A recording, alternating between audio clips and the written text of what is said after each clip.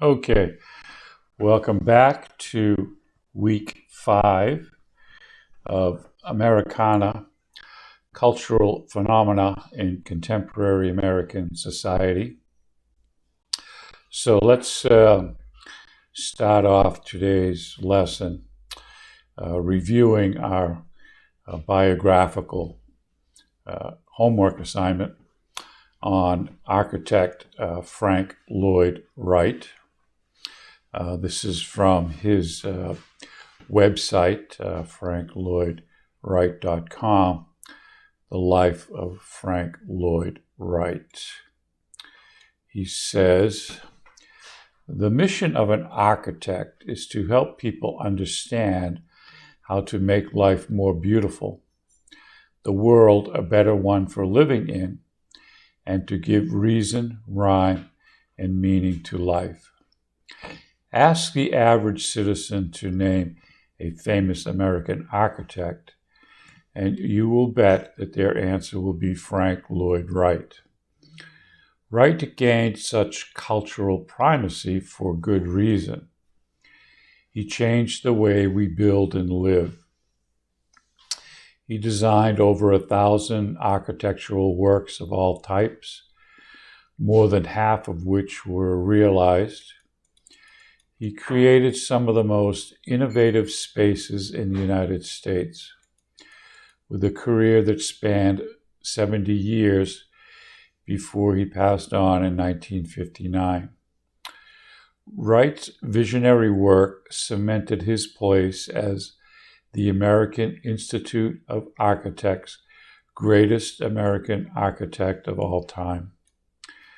Wright was born in Richland Center, Wisconsin in 1867, the son of William Carey Wright, a preacher and a musician, and Anna Lloyd Jones, a teacher whose large Welsh family had settled the valley near Spring Green, Wisconsin. His early childhood was nomadic as his father traveled from one ministry position to another, Rhode Island, Iowa, Massachusetts, before settling in Madison, Wisconsin in 1878. Usonian.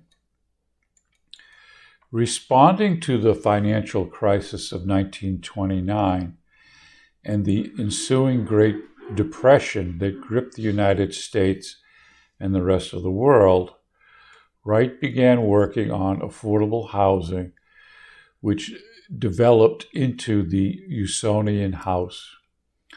Wright's Usonians were a simplified approach to residential construction that reflected both economic realities and changing social trends.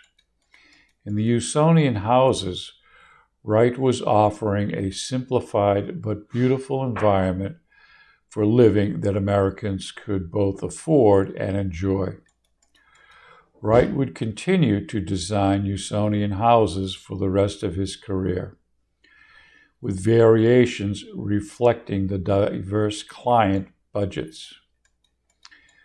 Believing that architecture could be genuinely transformative, Wright devoted his life to creating a total aesthetic that would enhance society's well-being. Above all, integrity. He would say, buildings, like people, must be sincere, must be true. Architecture is not just about buildings, but about nourishing the lives of those within them. For Wright, a truly organic building developed from within and then outwards, and was thus in harmony with its time, place, and inhabitants. In organic architecture, then, it is quite impossible to consider the building as one thing, its furnishings another, and its setting and environment still another, he concluded. The spirit in which these buildings are conceived sees all these together work as one thing. To that end, Wright designed furniture, rugs, fabrics, art glass, lighting, dinnerware, and graphic arts. So I remember being on a train in Tokyo, Japan, leaving Tokyo to go to another city. And I'm looking out the window, and of course, Tokyo is one of the biggest cities in the world. And it could actually be its own state just by its enormous size.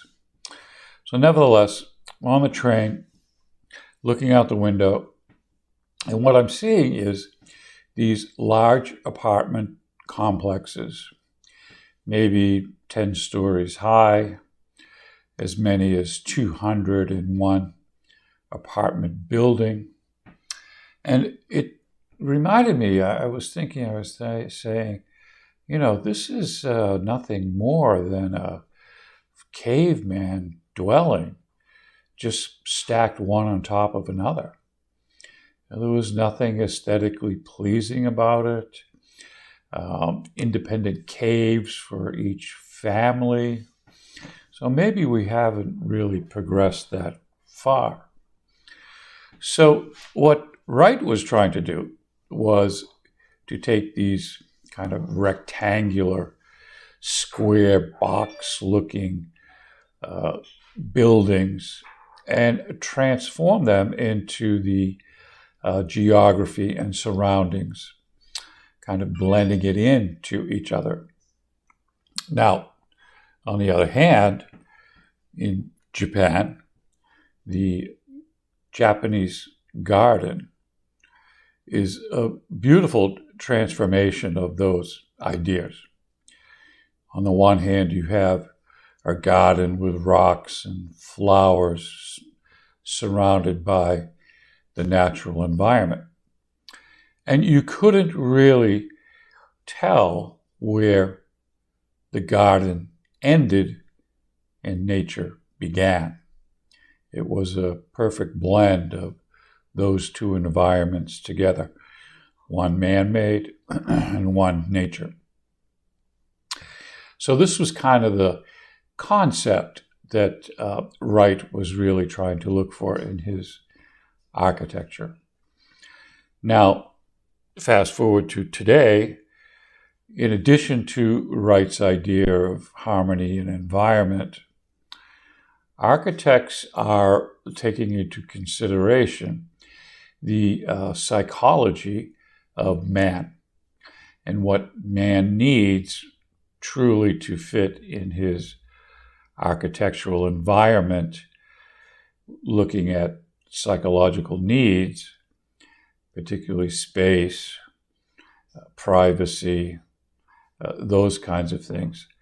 And these are beginning to be more or less incorporated into the architectural design of today.